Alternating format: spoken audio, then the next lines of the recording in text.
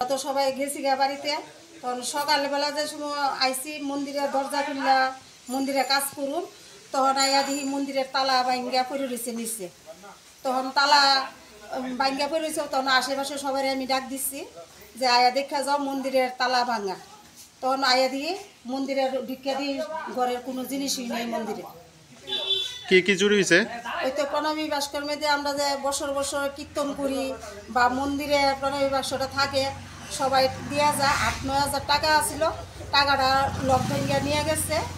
আর ঘরের মেয়েদে 2টা কলসি আছিল ঠাকুরের, কলসি পঞ্চপদী, তারপরে দিয়া এই কাশি ঘন্টা চরণের ভিতর বাড়ি সব নিয়ে গেছে। কি মন্দির এটা? এটা কালী মন্দির। এটা কোন জায়গা? এটা নিউ রাম ঠাকুর সংঘ।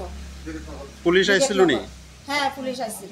কি কইছে পুলিশে? পুলিশ আইছে, আয়া দেখে লেখে দিছে। এই প্রথম চুরি হয়েছে? চেষ্টা করছে না, এর আগে আমরা ওই কালী মন্দিরে এই ঘরটা নিয়ে গেছিল দিনের বেলা।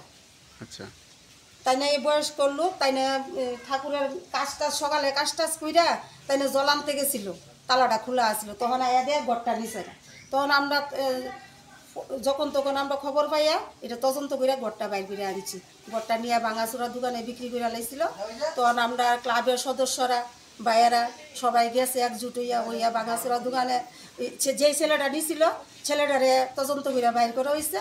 বাইর করার পরে দিয়ে তখন হেরে নিয়ে গেছে। হ্যাঁ।